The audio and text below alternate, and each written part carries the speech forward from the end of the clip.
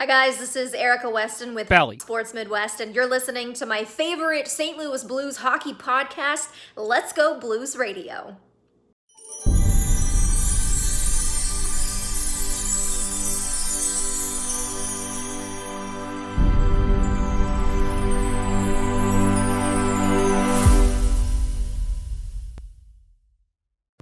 As the world's only personalized vitamin platform based on a health assessment and your DNA, ID Life provides its members with high-quality ingredients backed by pure science. It's science. Check out rockinthatidlife.com and speak with Dustin about how you can reach your goals today.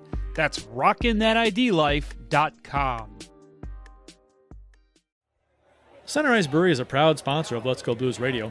Visit centericebrewery.com today to schedule a no-contact curbside pickup or make a reservation in their awesome tap room.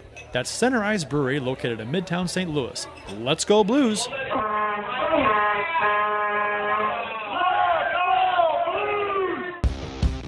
You can't trade Alex Steen.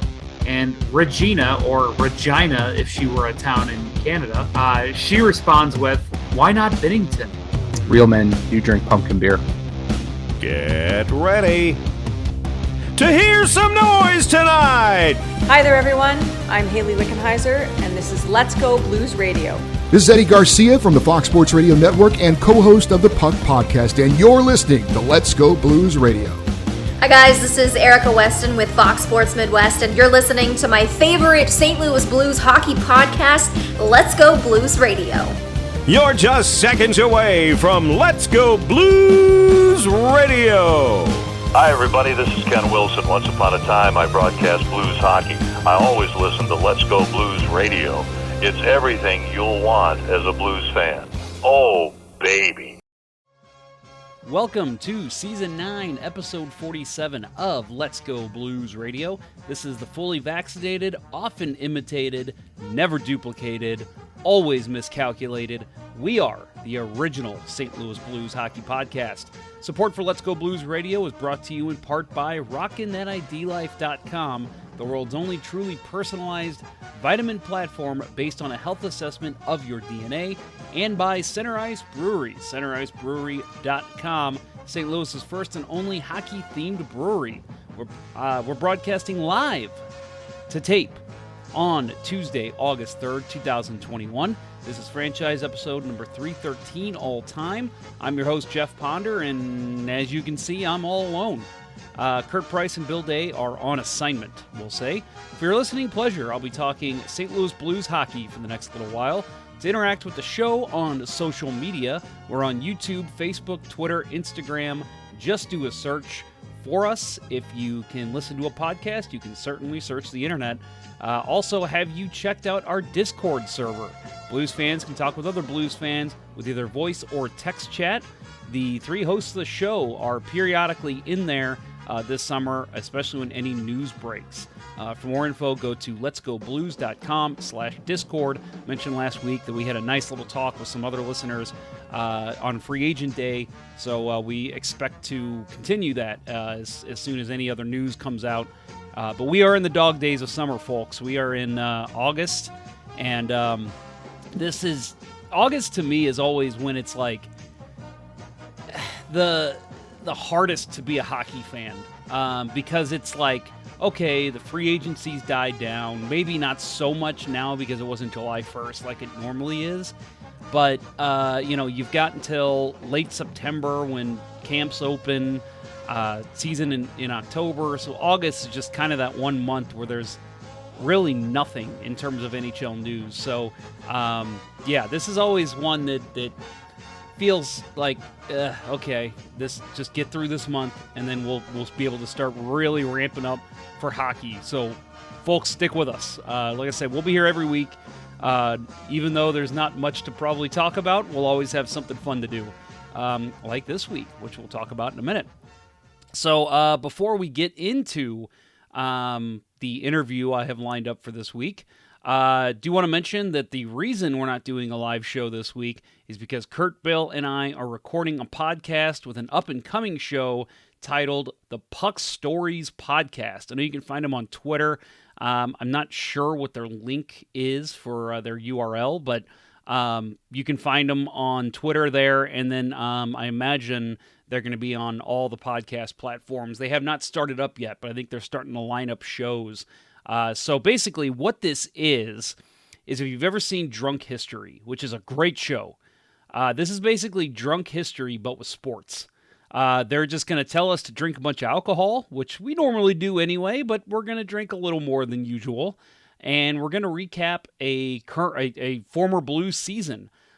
We thought maybe they were going to do the Stanley Cup year, but we're actually going to do the 95-96 season. That was the year with Gretzky and the Yzerman goal, and fuck Kyprios and all that. So yeah, we're going to be doing that tomorrow, Wednesday the 4th. But probably won't be live for a little bit, so make sure to follow us on social media for when that comes out, because I'm sure that's going to be a lot of fun. We're all getting together for it, too. We're going to be at Kurt's house, so it's going to be a good time. Well, let's go ahead and get into Today in Blues History, courtesy of the @STL Blues History account. This is for August 3rd, 2021. On August 3rd, 1977, the St. Louis Blues announced that minor league affiliation with Salt Lake of the CHL, and they name Barclay Plager their player head coach. So that's obviously big news there.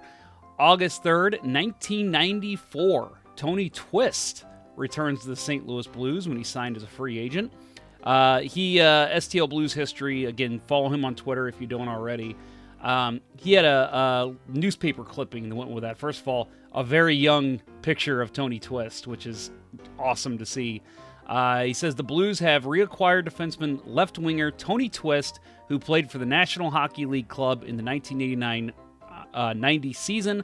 The Blues traded Twist to Quebec in 1991, along with Herb Raglan and Andy Rimshaw for Darren Kimball, which we all know that name well.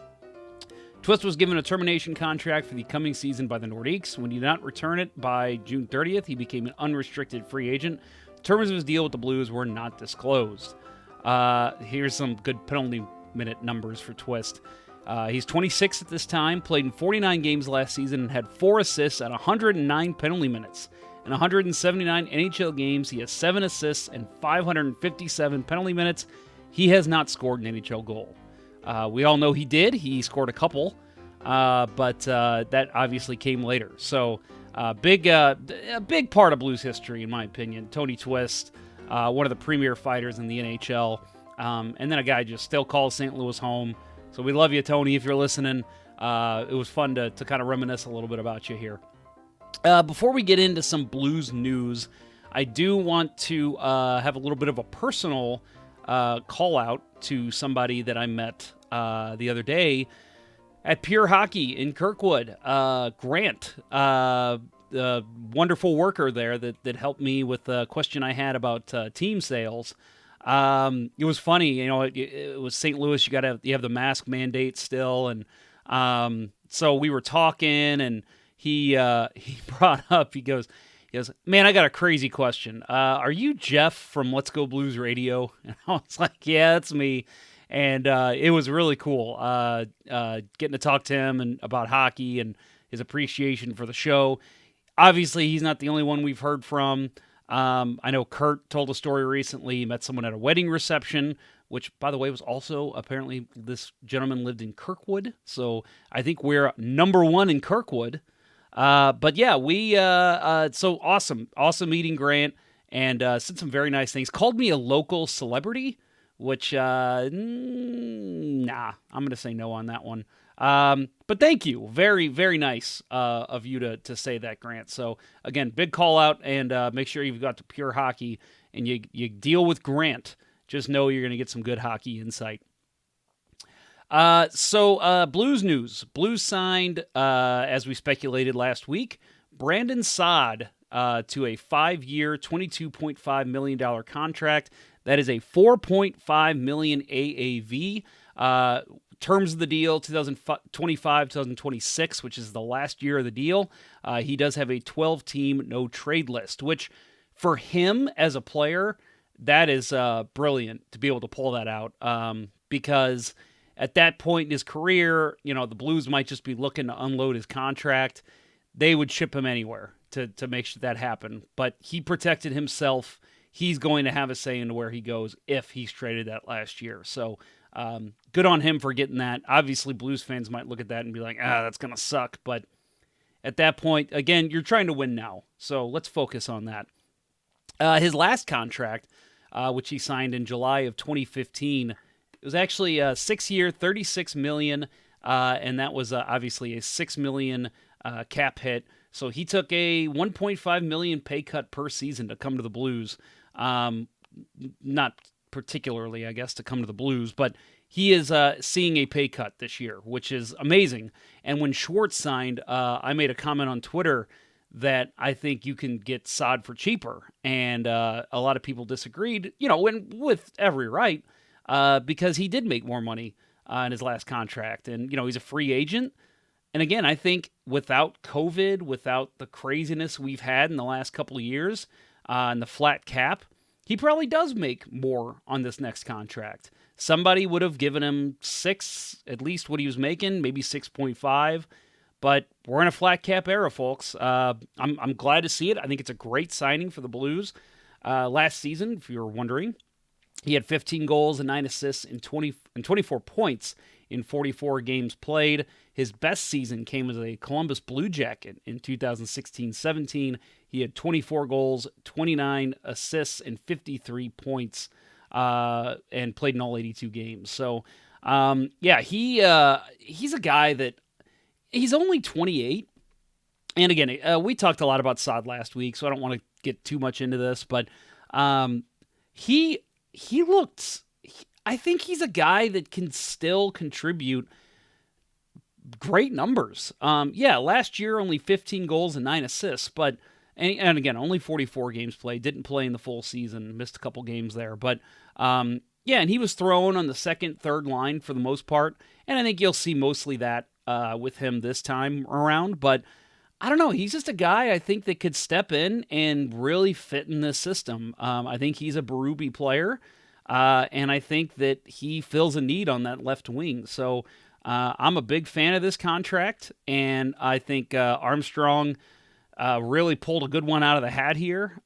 Again, I was ready to see Schwartz go, and I know maybe the numbers say otherwise, but I think Saad's a slight upgrade over Schwartz.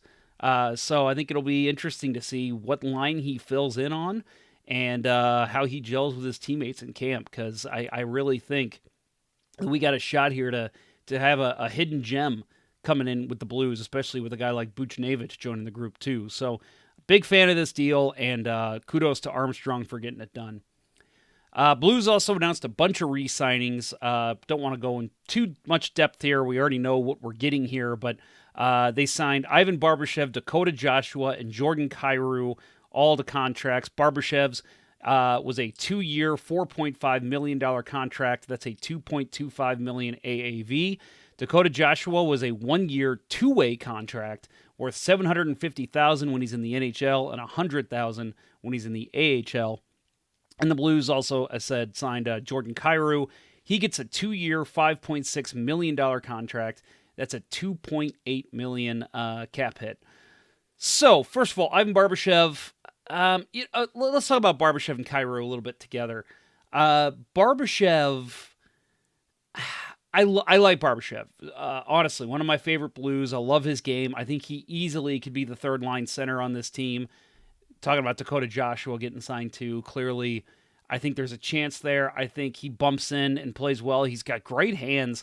He only had 5 goals and 7 assists in 38 games last year, but he's only 11 points away from 100 points in his career, and I just think he plays a good game. And again, we talk about a Berube-style player. I think that's Barbashev. He is always willing to forecheck. He's quick. And he's a guy that I've talked about before that I love how he can slide up and down the lineup as needed. He's a guy that filled in on the top line a little bit last season. I love having Barbashev back. The $2.25 million, I think that might be a little more than I was expecting. But having said that, it's not that much more. It's I was going to say $2 million. So really, we're talking $250K difference that I expected. So a little bit higher than I thought, but when it comes down to it, not a huge difference. But again, great signing for Armstrong to bring Barbashev back, big part of this core, at least at this point. And then Kyrou. This one was one that I thought maybe a little bit of a stretch in payment, and there's a reason that GMs would do that, and I think there's a reason Armstrong did that. Again, he's at $2.8 million AAV for the next 2 years. He was a rookie last year. He's 23 years old. Last year, in case you wanted the numbers, 55 games played, 35 points. He's great. And he, by all accounts, has a great career ahead of him. I'm just worried you're giving him a little too much on his first big league contract. $2.8 million. Again, I would have put him at about somewhere between 2 and 2.5 is where I was pegging him. So not a ridiculous amount higher than I was expecting. But if you're on the low end of that 2 million, that's obviously almost a million more. So, I just think, we bitch about people getting these big contracts at the end of their careers, like towards the end, the latter stages. Alex Steen comes to mind, Jay Bouwmeester. How much did we complain about those contracts over the years?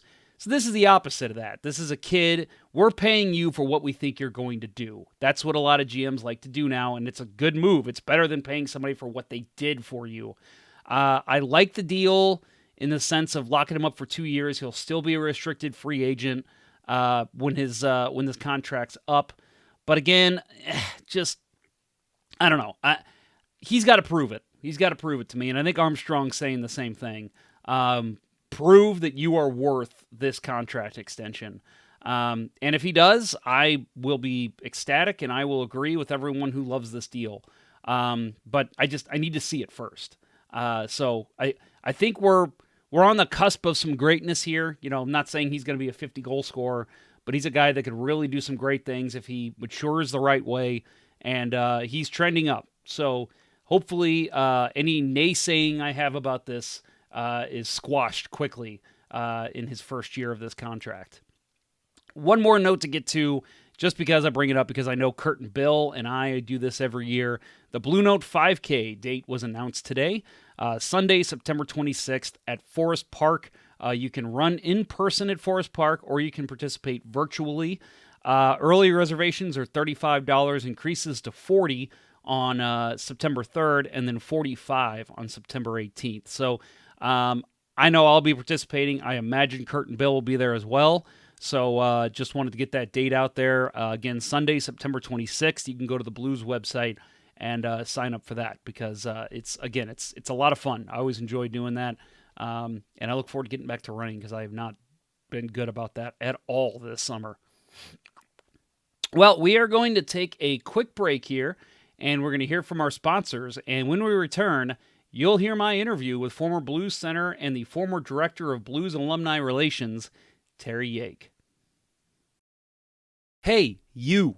Yeah, you. Put that energy drink down. Don't you know that common energy drinks contain high levels of caffeine and other harmful ingredients that can lead to increased blood pressure and heart rhythm disturbances? Finding that energy you need for everyday activities doesn't need to put your health at risk. ID Life's energy formula doesn't use artificial ingredients or a massive dose of caffeine. Energy's caffeine levels are released slowly over time, allowing for longer periods of energy without crash, not to mention keeping your heart safe. Energy also includes neurotransmitters for mood, focus, memory, and cognitive function. ID Life also added antioxidants associated with brain health for no reason besides perfection. With RockinThatIDLife.com, you can get an energy boost and leave the heart risk behind. Text Dustin at 636-393-8745 or visit RockinThatIDLife.com and throw those gas station energy drinks in the garbage. That's 636-393-8745 and RockinThatIDLife.com, and tell Dustin that Let's Go Blues Radio sent you.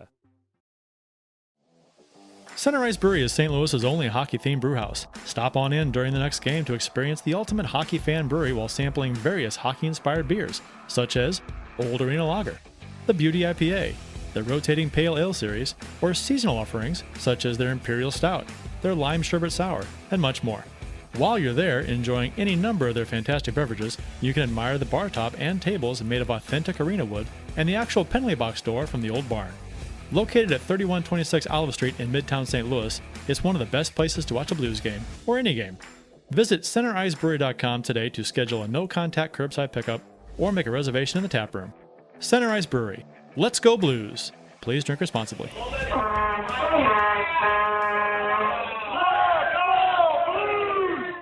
And I am joined by Terry Yake, former St. Louis Blue, former Hartford Whaler, Anaheim Mighty Duck, Toronto Maple Leaf, and then a lot of games overseas as well. Terry, thank you very much for coming on the show today. Well, my pleasure. Thanks for having me. I think I forgot Washington Capitol as well. You did, yes. Yes. Okay. And a litany of 10 or 15 other minor league teams. Yeah, I was going to say, I was looking at your hockey reference. Binghamton Whalers, Springfield Indians, Denver Grizzlies. You've definitely traveled you've traveled North America playing a lot of hockey. Yeah, there was, it took me a few years to get my feet under me and, get ready to be able to play the physical game of the National Hockey League. And, in that time I was playing pretty well and doing some good things in the American League, but just didn't quite get my shot until I finally got it in Hartford in late in my fourth year and into my fifth year of being with the organization. So, yeah, it takes a while sometimes, and then due to contract issues, I find myself bouncing around again in the American Hockey League or the International League in the middle of my career, and then I got 9 more years in Europe at the end of my career, which were more like fun years that were just good opportunities to play great hockey and make a few dollars and enjoy what you do. Yeah, I wanted to talk to you about that, which we'll actually get to. But first of all, you mentioned to me today it's Sunday as we record. Sunday is hockey day for me. My family knows it. Typically during the day and another game at night. I'll have a couple men's league games. Sounds like you're still playing. What league are you in? And what's the level like for someone like you? I'm out in California, and there's a couple of levels out here. They go gold, silver, and bronze, and I'm in one gold league and one silver league. It's just an opportunity to get out, meet some guys, get a good skate in, a good sweat, and go out there and move the puck around. After 20-plus years, I would say probably 25 to 30 years of training really hard all summer, being in tip-top shape all season, beating your body up, I'm a little tired of the bike, and the Tour de France is not my thing anymore, and I'd rather go out and stick handle and shoot around and have a few laughs with some guys in the locker room after getting my exercise than jumping on the bike mindlessly for an hour like we had to do while we played. So that's kind of my motivation. It's a lot more fun exercise than having to do that cardio the old-fashioned way. I've been lucky enough to skate with some Blues alumni, some former NHL players as well in my time, and it's funny because every now and then, it's the whole game for the most part. The guys are just relaxed, they're having a good time, they're loving to be able just to play again and just have fun now as opposed to it being their career. But then if it's late in the game and it's one goal and it's very like maybe it's a playoff implications for your session. I see those guys kind of dial it up a little bit. Is that like you, or do you kind of get back into that NHL mindset when the game's on the line?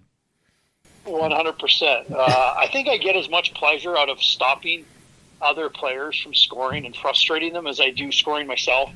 This isn't about me scoring anymore. This is more about me going out there and doing some fun things, stopping players, frustrating them, or setting up the guys on my team so that they can score. But yes, when the game gets tight, generally we buckle down a little bit more than normal. But for the most part, we're out there to throw the puck around and enjoy the game, and hopefully give some guys some good tips and help them win some hockey games. I always want to be on the winning team. It doesn't matter whether I'm playing checkers or playing hockey. So at the end of the day, our goal is to help our team win. But I'm not going to do it by going out there and trying to score every single shift. That's not the way. My days are done, and it's not the way I want to play the game now. So it's a little more fun and a lot more relaxed, of course. Yeah, that definitely sounds like. Yeah, and that competitive spirit. I mean, I never played in the NHL. Highest league I played in was probably back in my high school days, and you still got that competitive drive. It's what we love about hockey. It, even at my age, I'm 36 now, still playing men's league, and it'll just hit me like we had a game earlier today and we were down by 1 goal with a minute left, and all of a sudden the tone on the bench went from, hey, what'd you do last night, to let's score that effing goal, guys. Let's do this. So yeah, it's the best feeling in the world. It is a cruel joke that the good Lord plays on us by keeping our spirit alive mentally, but not allowing our body to get to those pucks and do the things that we used to do when we were younger. So yeah. It is a cruel joke. And as you can imagine, for most of the players, former professionals or players of any level, as you well know, when your body doesn't do what your mind thinks it can do or wants it to do, it does get a little frustrating. And it is kind of mean and cruel sometimes to really want to be able to be better than you really are, but trying to figure out a way to understand that your body's just not going to let you do it anymore. Yep. Oh, yeah. Yeah, I remember back in the day, I'd play 5-6 games in a weekend, and I'd wake up Monday and feel refreshed and fine, but I try that now, and I'm not moving for a week. Exactly. So I wanted to talk to you about a little bit about your playing days. So first question I had for you is actually involving you were drafted by the Hartford Whalers, 1987, 4th round, 81st overall. So for me, and we're going to start seeing it a little bit here with the Atlanta Thrashers, but for me, when the Whalers left, it was, okay, who's left in the league that played for the Whalers? And I believe the last retired Whaler was J.S. Yake. So is that something that you follow as a former Whaler, or was that something that, once you left, you kind of moved on to something else? No, I hadn't actually followed it myself, but ironically, there's a Whalers Booster Club group or Facebook group that is pretty large, still trying to get a hockey team back in Hartford, and they're in contact, and I've joined their group, and they have some of these obscure stats sometimes, and it's quite interesting sometimes the things that they come up with.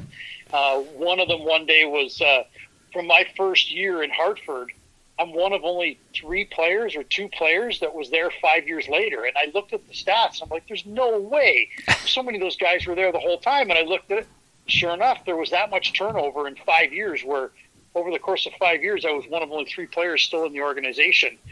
So, yeah, real fun stuff. And, when I left just before 1 or 2 seasons before they went to Carolina, that being the Hartford Whalers, and obviously had a good run down there, but I was pretty happy to get picked by the Mighty Ducks and come out here to Anaheim and enjoy this team in its first season in the National Hockey League. So my favorite, I'm not just saying this because you're on the show, my favorite obscure reference / trivia / stat is, who was the inaugural leading scorer for the Anaheim Mighty Ducks? I'm not kidding. I ask all kinds of hockey fans and players that. Some get it right, some don't. But, I mean, that's pretty impressive. You go to Anaheim, your first year with them, first year in existence, 52 points, lead the team. What was that like for you, who, really typically wasn't, the scorching winger, the top-line center in your Hartford days before that? Well, at Hartford, we had some pretty good players with the likes of Ron Francis and then John Cullen, who was traded for, but Kevin Dineen and Pat Verbeek and Ray Ferraro. So there was a lot of quality players on that team. So rightfully so, I was not going to be one of the top players in that team. And I was fortunate in my final year there where I got to play a little bit to fill in a third-line role with Nick Kyprios and Mark Janssens and sometime Robert Petrovici, who used to be a Blue, Michael Nylander. So some pretty good players, and finally got my foot in the door and established myself. So coming here to Anaheim was a bit of a confirmation of the fact that I was able to do this, not just with really good quality players, not seeing the second or third line defense or checking lines, but able to do it and play against top players. So despite the fact that I had 1 point more in Hartford and I played about a dozen less games, I think my year in Anaheim was probably better because I saw more of the top-line players. I saw more of the top-line defensemen. There was more responsibility on your shoulders coming out here trying to provide offense for a team that was, like an expansion team, a bunch of players that were you would say unwanted or were unprotected, at least by all their former teams. And we came out here and gelled pretty well and gave ourselves a really good chance to make the playoffs, and we were in a playoff hunt right down to the final weekend of the season. So for me, that was a very satisfactory year, a good coming out year, and unfortunately contracts kind of booted me around for the next couple of years before I found my way back in the NHL in St. Louis some 3 years later. Yeah, I wanted to actually talk to you about, so again, you were with Hartford, you were left exposed, and you went to Anaheim. So this is something obviously that relates to recent NHL news with the Seattle Kraken. Blues just saw Vince Dunn go, as well as 29 other players. What's that like for you? So you're with the team, like you said, you'd been with Hartford for a while, 5 years, and then all of a sudden you're plucked. You're going to Anaheim to join this new expansion team. What was that experience like? Well, first of all, the first phone call was from Brian Burke, the general manager of the Hartford Whalers, to tell me I was going to be left exposed to the expansion draft. And at that time, it was Florida and Anaheim, both picking alternately like a regular draft, but just two teams to decide who they were going to get. The draft was televised, and I'll admit I was pretty taken back and a little disappointed. I was fifth in the team in scoring and had missed 18 games or something that season. I was fifth on the team in scoring, and to not be protected was the fourth leading scorer for forwards, and not be protected was a bit of a shock, and I felt like it was a hit. But when I started looking at the opportunity of going to either Florida or Anaheim, I got very excited. But there's still that fear in you that maybe you don't get picked because each team was taking a player. Each team got to take two players, but it didn't necessarily mean that I was still going to get picked. There were other players in Hartford that were exposed. So I watched the draft on TV, and when I got picked, I was very excited and became very excited at the opportunity of coming here to Anaheim and doing something new. And I think the players in Seattle are going to find, just like they have in previous organizations like in Vegas or other new expansion teams, that being part of a new team is a lot of fun. You are now the new culture, and you have an opportunity to go in and prove to a city that you are a good hockey player, and you compete in the National Hockey League, and you're going to be entertaining for your fans and create a bit of a culture that will hopefully carry on for many years to come. And I hope we created a positive one here in Anaheim with that first team being very successful, winning 33 hockey games and being right in the playoff hunt till the end of the season. Yeah, that was a successful team. I remember playing them as my Blues playing them and thinking, this is an expansion team? I mean, they just the drive and obviously having some guys like you out there skating around and setting up plays, and the power play was always something that I thought was impressive. And I remember just thinking, man, this is an expansion team. Well, now we've got the Vegas Golden Knights and the Seattle Kraken who can really step in as true playoff caliber teams. But I'm sure that was exciting for you guys when you first got to training camp and kind of saw what the team was. And, I'm sure there was probably some hope, like, guys, we might be able to do something here. Yeah, there was. I mean, we had some preseason games, which you never know based on preseason whether or not you're going to get, whether or not you're going to kind of get the real team from on the other side, because sometimes it's only a half a roster. Our opening night was against Detroit. Unfortunately, we had a real powerhouse. They had Steve Yzerman and players like that coming along. They were a couple of years away from winning the Stanley Cup, so that was a tough starting night. We lost, I believe, 7-2.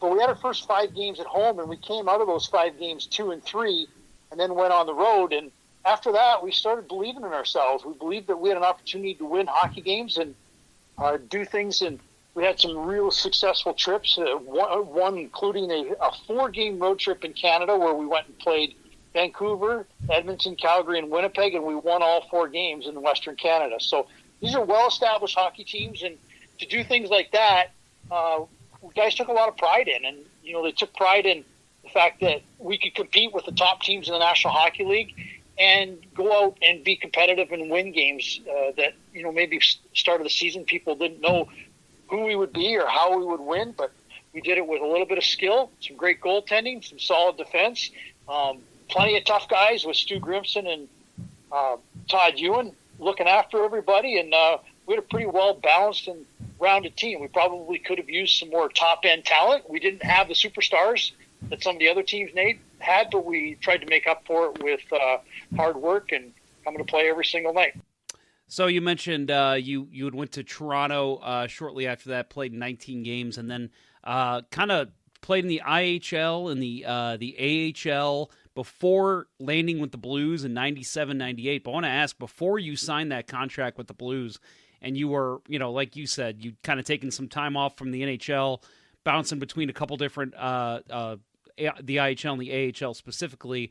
Your thought process while that was happening, was it, I'm going to get myself back in the NHL? Were you more down? Like, am I ever going to make it again? What was it like being in that time frame? I don't know that I was ever really down. I was disappointed. I was a little upset at the systems, the politics that were involved. This was nothing more than a political situation, contractual situation, post-lockout of 1994, 95. And I just had to continue to believe in myself. And, I went to the International Hockey League and went to Milwaukee thinking that would be a chance to get my foot in the door. It was a good team. I'd play with some good players. I led that team in scoring, and I'd missed 12 games that year as well, but that wasn't enough. They said that league wasn't, the same as the American League. So then I had to go to the American League and try and fight my way back. And basically, I ended up second in the league in scoring. I sat out the last game of the season where I could have won the scoring race, but that wasn't an issue at that point. This was more about being ready and successful in the playoffs. We had a good playoff run. Unfortunately, we didn't win the Calder Cup, but it was enough of a season for me that I found my way back, at least with a contract and an opportunity to play in the National Hockey League, thanks to a couple of guys that I had previously, and Joel Quenneville, who I played with in Hartford, who was the coach in St. Louis, and Jimmy Roberts, who was my coach in Springfield and in Hartford that I won a Calder Cup with in 1991. I think a couple of guys went to bat for me, and I got an opportunity to get back in the fold in St. Louis and came in and had a decent enough camp to make the team. And, from there I managed to find myself in the league for, about 4 more years. So that was really nice. There's a lot of disappointment in the 2.5, 3 years that I spent in the American Hockey League in the prime of my career. But at this point, I just have to take it for what it is and look back at the good years fondly. So, again, you play with the Blues 97, 98, 98, 99 in the beginning of the 99-2000 season. 65 points in 151 games with the Blues. I got to ask you, because this was in the era that we like to complain about the Blues jerseys. What are your thoughts on those Blues jerseys that you wore? Well, the first season was the red, the red jersey with the angle stripe, and I'm not a big fan, to be honest with you. I don't think it was a classy jersey. I think the Blues obviously is not related to the color. I think it's more based on music, if I'm not mistaken. That's correct. But still, I don't think you should have red in the Blues jersey, at least not that much. So that was not my first or favorite jersey. The next year we wore a bit of a shiny jersey, which I thought looked really good, but it didn't wear well because it didn't stretch very well. But now they've got themselves back into a classic Blues look, and I love the way the jerseys are. Simple, clean, all the great teams, all the old teams, whether you look at Montreal or Toronto or Boston, they have classic-looking jerseys, and I think the Blues jersey, the one they use now, with going with the blue and the color that they have, is one of the more classic jerseys, not just in hockey, but all of sports. So I prefer it the way it is now.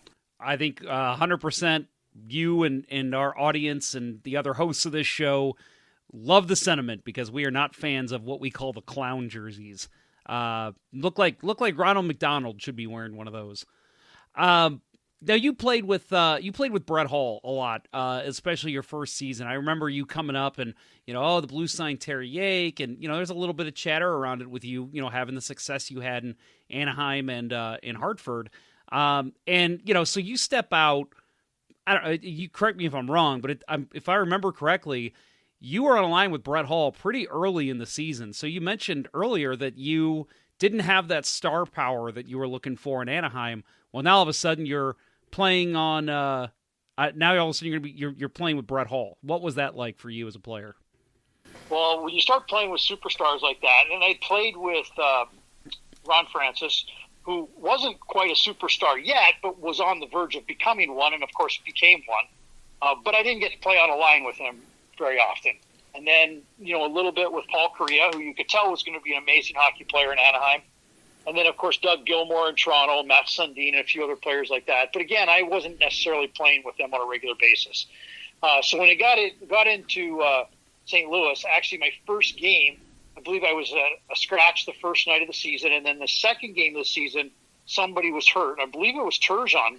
Yeah. He was either hurt or suspended for game 2. And I was playing. They threw me right from the press box and center it on the first line with Brett Hull. And I remember being, nervous, like it was my first game in the National Hockey League, because Brett comes with a reputation, right? I mean, give him the puck and get out of the way, or go get it and make sure you find me in the slot. So I actually think I remember specifically having a pretty decent game, setting him up a couple times. He didn't score. But either way, it wasn't bad. It got me back in the lineup, and I found myself playing a little bit more. And, of course, I was not going to take Pierre Turgeon's spot on that line. He's a premier player in the league, a guy that should be in the Hall of Fame, and I hope soon will be. But it got me back in the lineup, and it felt good to be back in the National Hockey League again. And playing with Holly just became very educational, as I like to say. I learned a lot from him. I was 27, 28 years old when I was in St. Louis, and I was still learning things about shooting the puck, just watching him in practice. It was something to behold, and clearly one of the best the game's ever seen. And when you get players like that, you sit down, watch, and take notice of what they do and how they do things. So whether it be him or McInnes and Pronger and the way they play defense, or Turgeon, the way he could protect the puck and just the things he saw, there's always something you can learn no matter what point in your career you are, and playing with these guys is a lot of fun. You you played with the Blues for parts of 3 seasons. I know that you're a proud member of Blues alumni. You've come back for a lot of events, but looking back at your actual playing days, is there one, maybe 2 or 3 guys that in particular that you considered to be your best friends at the time, maybe guys you still talk to today? Well, I'll start with Pavel Dimitra. I mean, we used to ride together to the games, and it was really heartbreaking to hear the news about him years ago when they had that plane crash. That was really difficult. He's the kind of guy that, I think everybody liked. We obviously hear about the friendship that he had with Keith Tkachuk and so many others, and how he's beloved by all. But there's no exaggeration there. He was just a great guy, easy to get along with. He was a star-type player that didn't act like a star-type player, if there's such a stereotype for that. And, it was a lot of fun. But I had some good friends on the team. I played with Blair Atchingham before. Scott Peller and I lived close together, and we used to ride together. Grant Fuhrer and I became really good friends, stopping at all the golf shops across North America every time we got off the plane, and getting a few rounds of golf in on the road and back in St. Louis. And we still play together at least once a month to this day. So I meet him out in the desert. He's living in Palm Springs, Palm Desert area, and we still get together regularly. But for those 3 years, probably one of the biggest honors I had was being the roommate of Pierre Turgeon, getting to know him very well and becoming really good friends with him and his family, and having an opportunity to room with a guy with that kind of ability that night in, night out came to play, brought his game, 1,400 plus points in the National Hockey League. It's quite a thrill, and it's fun to be able to call a player like that your friend. And because I've ran the St. Louis Blues alumni for 8 years, of course I got to know all those guys some of them that are out of town, but all the guys that are in town, got to know them very well. And that's been probably one of the best things about being an alumni or being the alumni director for 8 years, was getting to hang out with these players, whether it be at golf tournaments or events or signings or whatever was required of us over the past few years. So, hanging out and continuing to call these guys your family is still one of the best parts of hockey, and I'm looking forward to doing it until we're all too old to get together. hopefully that's very, very far down the future. Exactly. So I wanted to ask you about that. You know, working as a Blues alumni, you were pretty close with the organization for a while. What are you up to nowadays? What's a day in the life of Terry Yake like out in Anaheim? Well, I'm doing some consulting out here in Anaheim and enjoying the beautiful weather. Had an opportunity to come out here and work for my last agent. He was the guy who did my last contract. He had some company businesses going out here, so I came out here to California and really enjoying the weather. Maybe back in St. Louis someday, you never know, but at this point, enjoying California and the beautiful temperatures and seasonal 70-degree weather. So, yeah, I have a friend that lives in Anaheim, and he says we don't have seasons here. It's just always 70. Exactly, it's quite amazing. Yeah, that's impressive. So, so I want to talk to you real quick too about after you left the NHL. Again, you made a stop with the Washington Capitals, but after that, you went to the German DEL League. You also went to the Swiss National League B. What was that experience like? Again, you're an NHL player. You know, you played in 403 NHL games, 11 years in the NHL, and you move on. And we've had others on the show that have done this, and they always talk a lot about how it was a learning experience. It was, kind of something that was nice. Hopefully, I'm not taking words out of your mouth here, but yeah, what was it like for you? Well, first off, the first year, I was looking for a job still to try and stay in the National Hockey League, but it was the year of 9/11, and training camps all around the NHL were kind of delayed because of 9/11. And then post that, I was sitting around waiting, and nothing was coming, and all of a sudden, everybody had changed their schedules. They had taken about 10 days to 2 weeks until about the 20th or 23rd of September to get back in schedule, and then everything was rushed. So giving me an opportunity somewhere just never came to fruition. I don't know if it would have, even if times were better. But after that, I decided it was time to go over to Europe and, just continue to play at a higher level and hopefully provide, a living for my family. It's something I do and still love to do and was in shape and still had a few years left in me. I went over to Germany, and the first time I went over, I got off the plane, basically got on the bus, went on a road trip, and then they dumped me at a hotel for a day and a half with no German, nobody speaking English, so it was quite a culture shock. And once you get by that first part of the culture shock, the locker room is very much the same no matter what part of the world you're in. The hockey is still great. The competition level is good. And we were able to make a few dollars. So 3 years in Germany and then 5 in Switzerland was really quite relaxing in a sense that it wasn't as stressful as the National Hockey League. I wasn't fighting for my job every single night. I wasn't worried about losing my job every single night. And I could go out and enjoy the game a lot more. Look around, appreciate what I had, spend some more time with the family. I had young kids at the time, and they were able to come over, and we were able to homeschool them, teach them to ski in the Swiss Alps, and do a lot of nice things that I probably wouldn't have been able to do if I was in the National Hockey League, because it was very tunnel vision in the NHL. All the days, all the years that you spent in that league, I spent in that league anyway.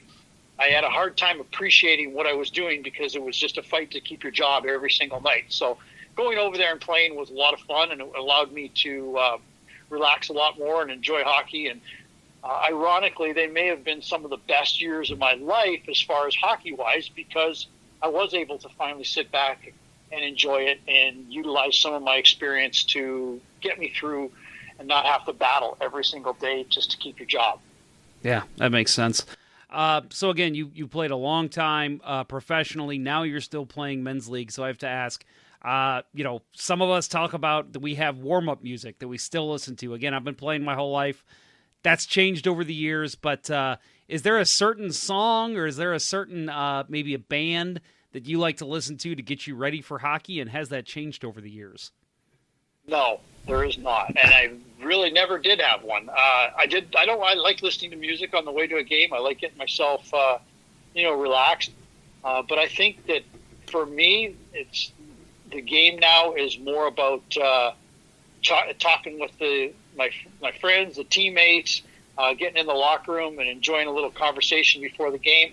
If we get the right group where everybody isn't afraid to make fun of each other after you get to know each other a little better, it becomes even more fun. And when we skate with our alumni, the locker room before is usually just one dig into another guy after another. And that to me is a lot of the fun. So I can't wait to get to the locker room and hear what guys have to say and to start making comments to guys. And then of course we go out and play and then carry it on as soon as we come off the ice. And that's what makes the game and the locker room that much fun. But I don't really base anything around music anymore. If I was a baseball player and I was looking for a walkout song, I can't tell you at this time what it would be. So it's just not a high priority at this time. For me, it's about what's the best joke I can come up with today. Yeah. Who am I going to get after when I get into the locker room? Yeah, that sounds like me. That's it's funny because my wife will. I was talking to her a little while ago, and she's like asking about something about how I was tired after the game, and she's like, "Oh, come on, you just go there to socialize. You don't go to play." And I'm like, "Okay, there's a lot of socializing, but yeah, we're still skating on the rink. It still gets tiring." Yeah, exactly.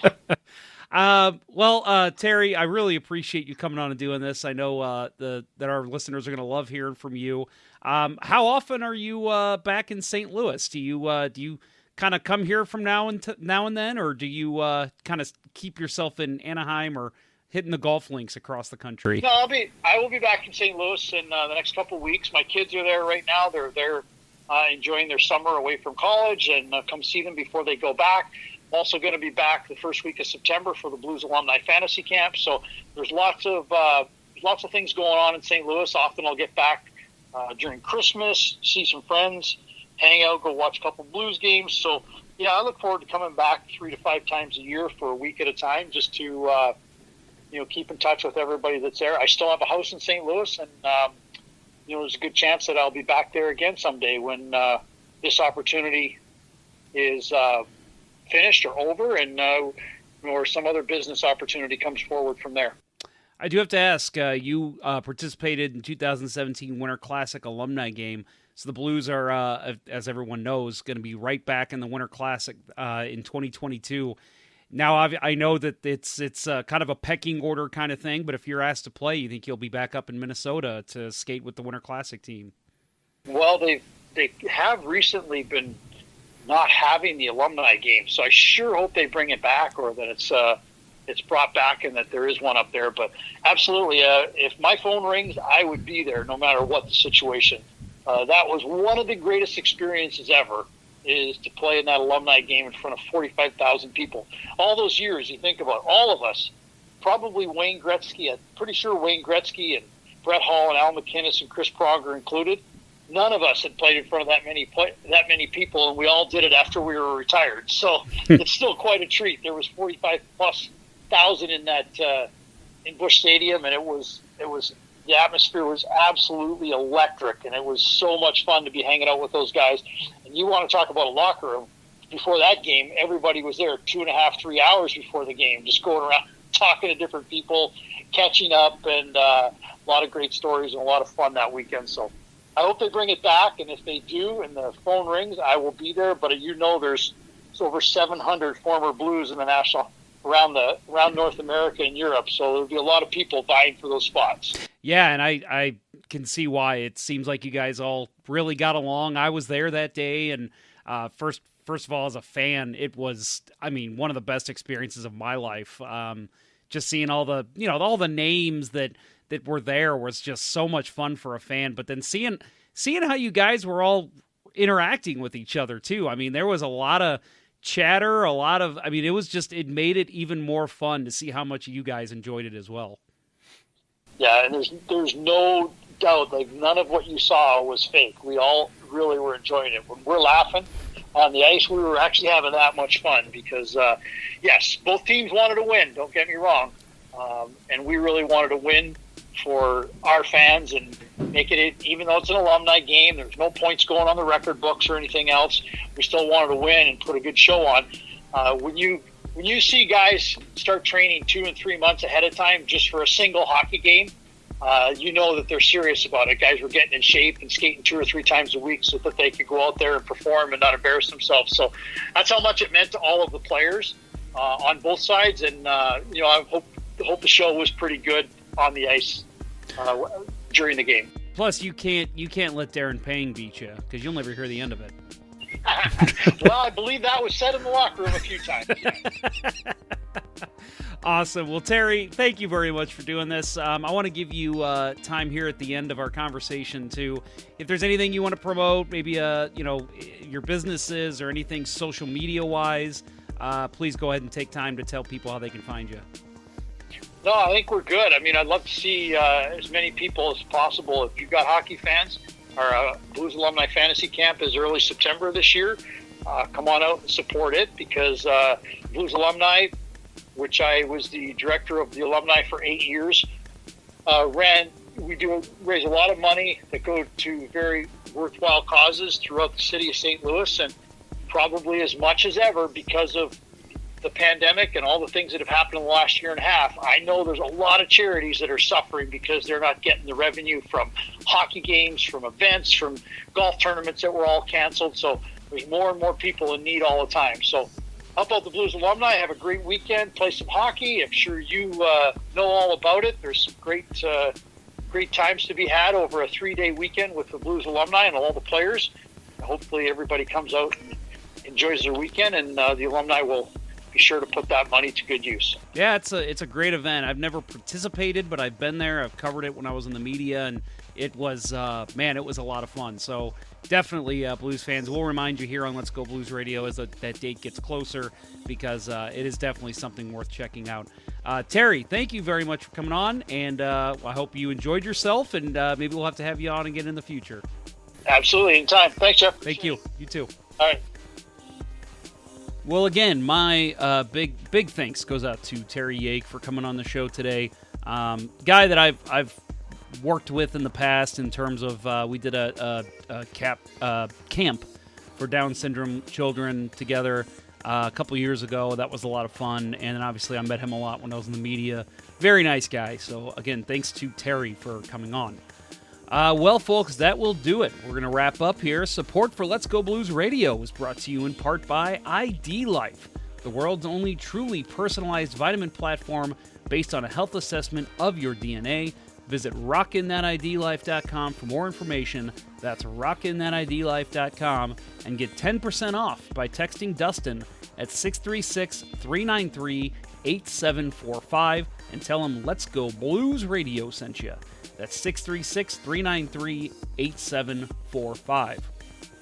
And by Center Ice Brewery, St. Louis's hockey-themed brewery. Visit centericebrewery.com today to schedule a no-contact curbside pickup or to make a reservation in their awesome tap room.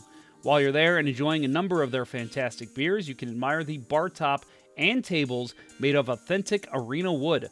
Located at 3126 Olive Street in Midtown St. Louis, it's one of the best places to watch a Blues game or Cardinals game.